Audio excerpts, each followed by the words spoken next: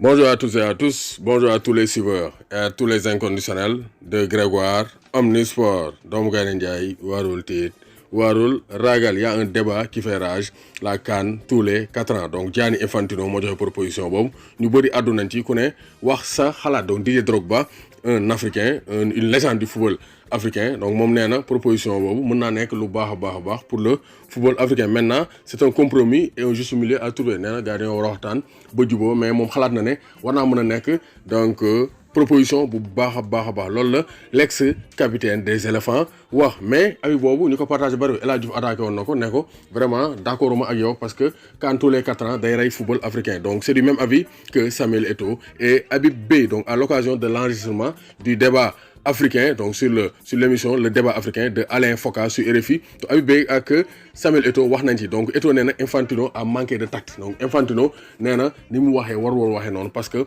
quand tous les 4 ans c'est pas normal. Nee na jege naa Infantino à Amat, mais je crois que Infantino a manqué de tact, surtout qu'il a les portes de la CAF grandes ouvertes. Donc moom nee na xam na nan la waroon def pour négocier loolu, warul ñëw rek génn ci médias yi teel wax ne dafa waroon ñëw discuter avec les dirigeants du football africain xool avant muy génn def ay déclarations. Parce que nee na aussi donc entre la CAF et la FIFA ñoom am nañ ay relations yu baax a baax, mais quand même football africain duñ ko rey avec une CAN à 4 ans. Donc une CAN tous les 4 ans ne loolu day rey le football africain. Loolu la Samuel Eto'o wax. Donc Habib Beye aussi ñëpp xam nañ ko, c'est un défenseur, c'est le premier avocat des Africains et surtout de Sadio Mané. Donc nee na vraiment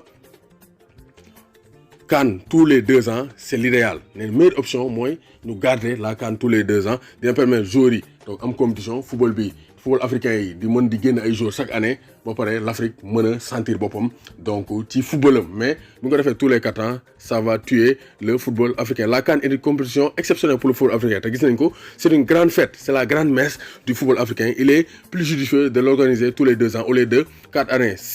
Même si beaucoup de joueurs africains évoluent en Europe subissent d'énormes pressions. Nee na vraiment pression yi bari na pour libérer les joueurs, mais quand même CAN tous les 4 ans day rey le football africain. Habib Beye ak Samuel Eto'o nee nañ Infantino sa proposition boobu jënd ci café.